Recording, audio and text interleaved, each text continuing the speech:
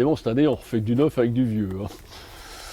Nous avons, et alors là, c'est la plus belle réussite de l'année, hein, le nouveau Corto Maltese au bout de 20 ans.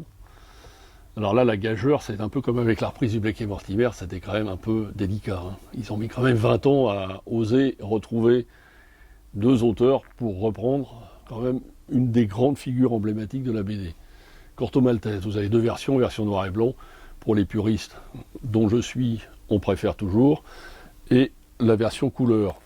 Alors le dessinateur, c'est quelqu'un qui est très connu, c'est Pelle Herreros, qui faisait une bande dessinée dans les années 80 de Dieter Lumpen, et on avait toujours dit que c'était quasiment l'alter ego de Hugo Pratt au niveau du dessin, et ça ressemble énormément. Alors il y a un petit peu de différence, parce que son trait depuis 30 ans a malgré tout évolué, mais quand on regarde le noir et blanc, je vous mets au défi de comparer avec Hugo Pratt, c'est plutôt pas mal, hein, les ombres et tout ça, tout est là, ça ressemble à du Milton Caniff et du truc, c'est assez remarquable. Quant au scénariste, c'est pas n'importe qui, c'est Canales, c'est quand même le scénariste de Black Sad, donc nous sommes dans une histoire quand même assez bien enlevée, assez bien menée.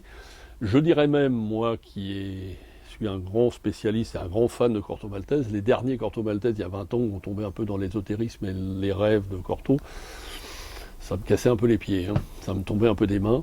Là, nous revenons là, avec le vrai aventurier, la vraie histoire de Corto Maltese. Ça se passe dans les années 1915, ça se passe dans le Grand Nord, pendant la ruée vers l'or, avec un acteur de cette ruée, Jack London. Donc au niveau littéraire, on est quand même dans le haut de gamme. Et on retrouve un peu l'équivalent des Corto Maltese littéraires un petit peu intéressants et aventureux qu'étaient les Éthiopiques, les Celtiques ou Corto Maltese en Sibérie.